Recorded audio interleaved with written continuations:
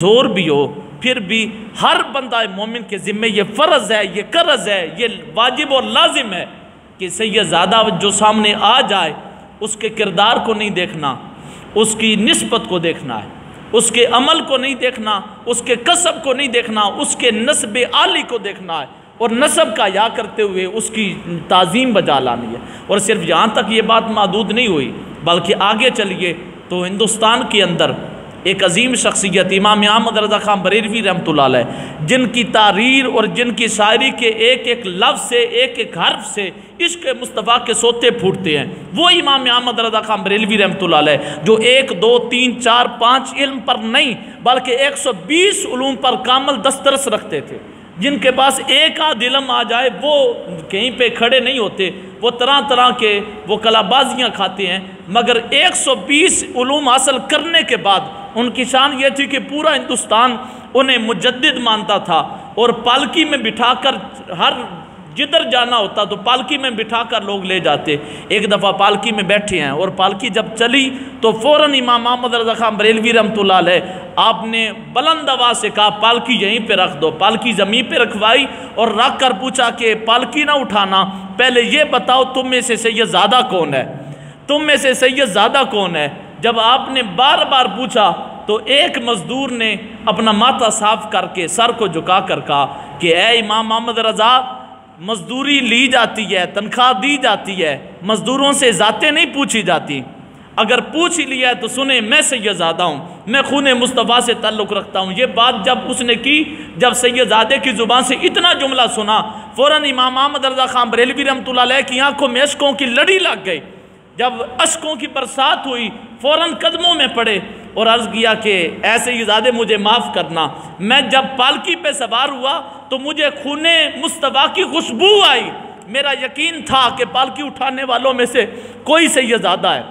कोई खूने मुस्तफ़ा से ताल्लुक़ रखने वाला है। ऐसे सैय्यदज़ादे मुझे माफ़ करना, जो चंद कदम तुझे उठाना पड़ा है मुझे, मैं उसकी माफ़ी तलब करता हूँ, क्योंकि मैं इस बात से डरता हूँ कल क़यामत के दिन जब मुस्तफ़ा करीम ने पूछ लिया ए अहमद रज़ा तेरा बोझ उठाने के लिए मेरा बेटा ही रह गया था, तो इस वजह से सिर्फ माफ़ी नहीं देनी, आप अब पालकी में सवार हों, इंशाल्लाह मैं आपको हदिया भी पेश करूंगा, जितने कदम आपने मुझे उठाया है अब इतने कदम मैं आपको अपने कंधों पे उठा के ले जाऊंगा। ये शर्मो हया का मकाम, यही दरस हमें दिया गया कि उनकी अहले बैत तो आला से आला, उनके फर्द खानदान का एक आम सा सैय्यदज़ादा जो इस सदी में भी हो, इस साल में भी हो, उसके सामने भी सर उठा के बात नहीं करनी, तुमने घर्रा के बात नहीं करनी, सर झुका के बात करनी है, पैकरे वफा बन के बात करनी है। और यहाँ तक नहीं, अभी तक भी ये अदब मफकूद नहीं हुआ। हमारे जितने बुजुर्ग हैं, ख्वाजा कमरुद्दीन सियालवी रहमतुल्लाह अलैह एक सैय्यदज़ादे मुसल्ले पे खड़े थे तो उनसे गलती हुई तो ख्वाजा कमरुद्दीन सियालवी रहमतुल्लाह अलैह ने नमाज के फ़ौरन बाद कहा कि शाह जी आपने बड़ी अच्छी जमात कराई है, मुझे बड़ा लुत्फ़ आया है,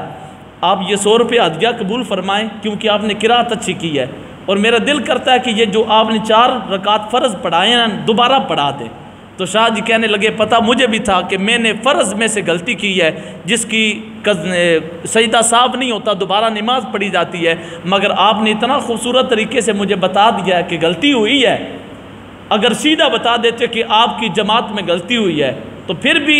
शाह जी की कोई गुस्ताखी नहीं थी, मगर जो पैकरे अदब होते हैं उनकी एक अलहदा दुनिया होती है। ख्वाजा कमरुद्दीन सियालवी रहमतुल्लाह अलैह आपने अर्ज़ किया कि हुजूर आपने जमात अच्छी कराई है, आप 100 रुपया ये हदिया कबूल फरमाएं और मेरा दिल करता है आप दोबारा एक दफ़ा जमात कराएं, लुत्फ़ बड़ा आ रहा है। तो शाह जी कहने लगे मुझे गलती भी पता चल गई और ख्वाजा कमरुद्दीन सियालवी का अदब भी पता चल गया। और सिर्फ यहाँ तक नहीं, आज के दौर में भी ख्वाजा कमरुद्दीन सियालवी रहमतुल्लाह अलैह भी आप वासिल जन्नत हो चुके हैं। और इस दौर में अमीर अहले सुन्नत मौलाना इलियास सत्तार कादरी रिज़वी ज़ियाद अहमद बरकात मुनालिया, आपका वाक़या आज मैं रिसाला में पढ़ रहा था, सैय्यदज़ादा के उन्वान से उनका रिसाला था कि दुबई में वो टेस्ट करवाने के लिए तशरीफ़ ले गए, तो जिस साहिब के तवस्सुत से वो गए थे उस साहिब ने आपसे आके अर्ज़ किया कि ए अमीर अहले सुन्नत, ए पीरो मुर्शिद, आप मेहरबानी करें, आप थोड़ा सा टेस्ट करने के लिए थोड़ा सा आप बोल मुबारक करें, पेशाब करें ताकि टेस्ट करवाया जा सके। तो आपने जब पेशाब मुबारक किया तो आप जो बोतल थी वो पकड़ी और पकड़ के खुद टेस्ट करवाने गए। वो रास्ते में बार बार मांगते कि आप मुझे दें, आप खुद ना पकड़ें, क्योंकि वो अजीम शख्सियत थे। मगर आपने फरमाया नहीं, मैं खुद पकड़ के ले जाऊंगा। जब खुद वहाँ लेबॉर्ट्री में पहुँचे, वहाँ पे जमा करवाया, जमा करके वापस पलटे तो साथ वाले साथियों ने कहा कि हजरत आप तो अजीम शख्सियत भी हैं, बीमार भी इंतहा दर्जे के हैं, चलना माल है, तो आप खुद वहाँ पर क्यों गए? कहा आपको नहीं पता, वो जो बार बार मुझसे बोतल मांग रहा था वो सैयदजादा था, और मुझे ये बड़ी गैरत और शर्म आई कि एक सैयदजादे के हाथ में मैं पेशाब वाली बोतल पकड़ाऊँ, कल क़यामत के दिन मुस्तफ़ा करीम को मैं क्या मुंह दिखाऊंगा। ये हमारे बुज़ुर्गों ने हमें दर्स दिया है कि आम सैयदजादा हो तो उसके सामने भी तुमने अदब का सरापा बन जाना है। अगर कोई उसकी गलती होनी भी है तो तुमने चश्मपोशी करनी है, तुमने उसके किरदार को नहीं देखना, तुमने निस्बत मुस्तफ़ा को देखना है। चे जाए कि बंदा उस हस्ती की गुस्ताखी करे जिस हस्ती की जो ज़ात है अल्लाह रब्बुल इज़्ज़त ने मासूम तो नहीं बनाई मगर महफूज बना दी है। अल्लाह पाक ने पैंतन पाक को आयत ततहीर का सदका मासूम तो नहीं, मासूम या अंबिया हैं या फरिश्ते हैं, सिर्फ ये वो नफूस कुछ हैं जिनसे गलती या ख़ता नहीं हो सकती, बाकियों से हो सकती है। मगर जो पैंतन पाक हैं, जो आयत ततहीर के मिसदाक हैं, उनको अल्लाह रब्बुल इज़्ज़त ने यह शरफ़ अता फरमाया कि अल्लाह पाक ने उन्हें ख़ता से महफूज फरमा लिया है। अगर कोई ख़ता की निस्बत कहीं पे कर देता है, गलती हो जाती है, सबकत लिसानी की वजह से भी हो जाती है, तो उसे चाहिए अपनी गलती पे डट न जाए। अपनी गलती पे डट जाना ये शैतान का काम है, और अपनी गलती पे तौबा करना ये इंसान का काम है। तो इस वजह से वो हज़रत सैयदा फ़ातिमा ज़हरा सलामुल्लाह अलैहा जो जिगर गोशा मुस्तफ़ा हैं, जिनके बारे में हुज़ूर सल्लल्लाहु अलैहि वसल्लम ने फरमाया जिसने मेरी बेटी फ़ातिमा को अज़ियत दी उसने मुझे अज़ियत दी। तो इस वजह से वो अजीम शख्सियत जिनको अज़ियत देना मुस्तफ़ा करीम को अज़ियत देना है। अगर कोई ऐसा जुमला, ऐसा लफ्ज़ मुँह से निकल जाता है तो मैं बस्त अर्ज़ करता हूँ तमाम हज़रात से कि आप उस लफ्ज़ का दिफ़ा ना करें, आप शान फ़ातिमा का दिफ़ा करें, और शान फ़ातिमा का दिफ़ा करना ही असल ईमान है, असल इस्लाम है। क्योंकि सैयदा फ़ातिमा पाक वो हैं जिन्होंने दुनिया को एक मिसाल दी है, एक नमूना दिया है, हर औरत को, हर बच्ची को बताया है तुमने दुनिया में ज़िंदगी गुजारनी है तो कैसे गुजारनी है। मेरे महबूब पाक सल्लल्लाहु अलैहि वसल्लम ने फरमाया, बात मैं ख़त्म करता हूँ, आपने फरमाया कि ये बताओ कि शर्म व हया का मतलब क्या है। हर साहबी ने अपनी अपनी राय दी,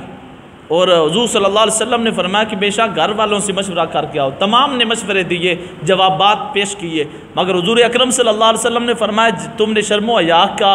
असल माना नहीं बताया, असल डेफिनेशन नहीं बताई। अक्सर बंदे होते हैं वो ट्रांसलेशन कर सकते हैं मगर डेफिनेशन बड़ी मुश्किल